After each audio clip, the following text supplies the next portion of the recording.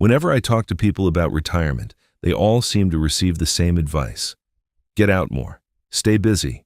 Join something. And here's the truth. There's nothing wrong with you. There might be something wrong with the advice.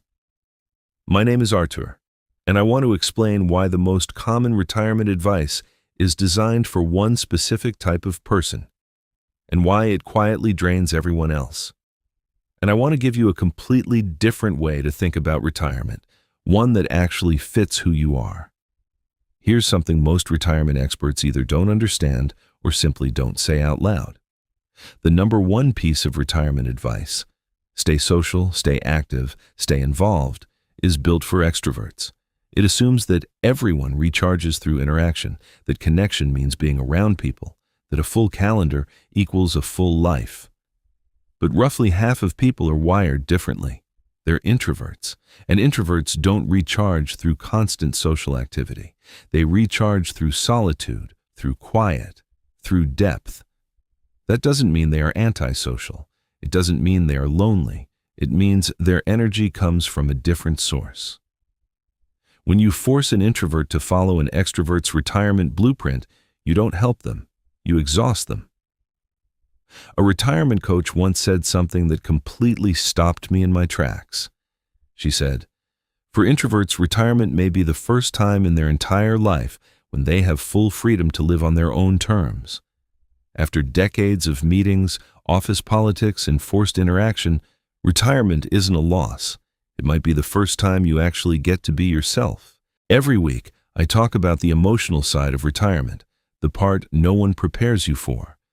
And if this resonates with you, stay with me, because this might change how you see everything. So, why does everyone give the same advice? Get out there, stay busy, stay social. There are three main reasons. First, most retirement advice is written by extroverts for extroverts. The researchers, the authors, the coaches, they measure success by visible activity. A retiree with a packed schedule looks healthy. A retiree sitting at home reading a book at 2 p.m. looks isolated.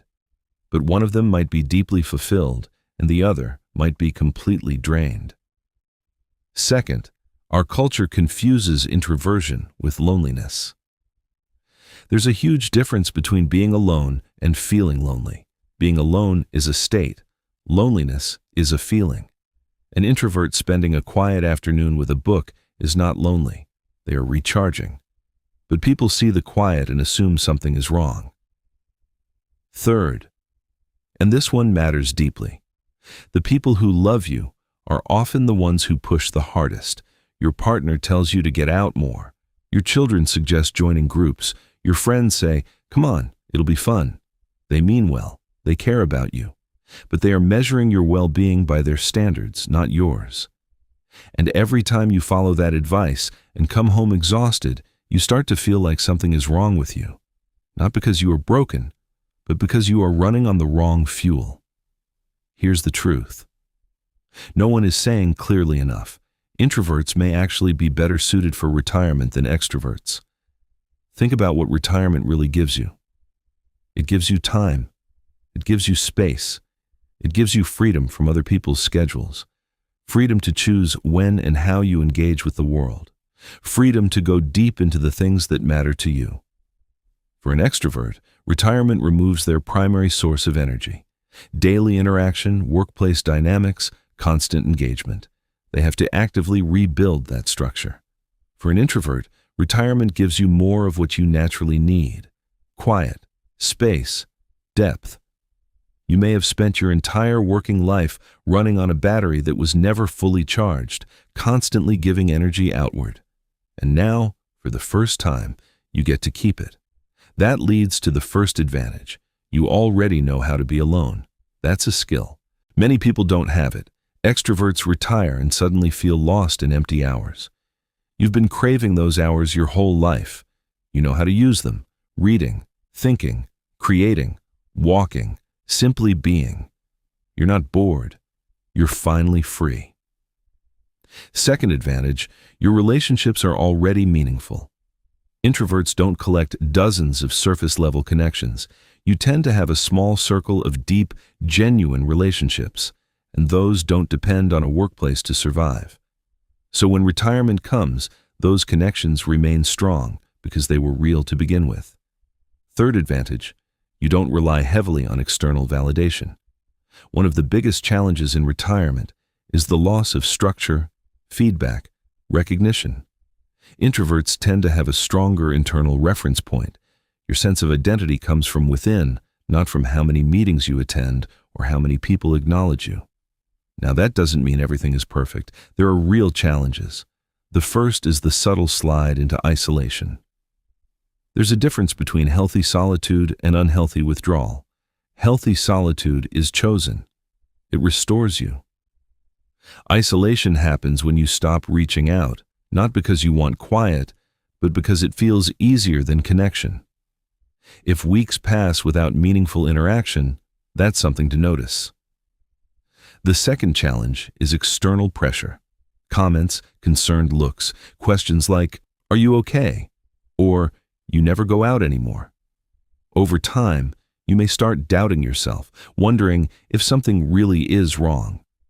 That doubt can slowly weaken your confidence in your own way of living.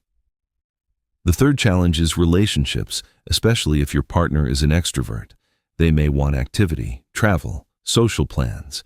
You may want calm mornings, a book, a quiet walk. Neither is wrong. But without honest communication, it can feel like rejection to one person and suffocation to the other. So here's what really matters.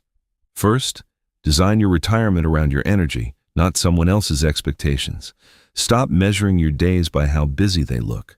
A good day might be time in the garden, a meaningful conversation with one close person, and a quiet evening with a book. That is not empty. That is full. Second, choose quality over quantity. You don't need a packed schedule. You need a few meaningful activities that genuinely give you energy. Protect those. Say no to the rest without guilt. Third, have the conversation. If people are pushing you to be more social, explain it clearly. Tell them you're not lonely, not depressed, just wired differently. Most people push because they care. When you explain, the pressure often softens. Fourth, give yourself permission to be quiet. You've spent decades adapting to a world built for extroverts, meetings, networking, small talk. You don't have to do that anymore.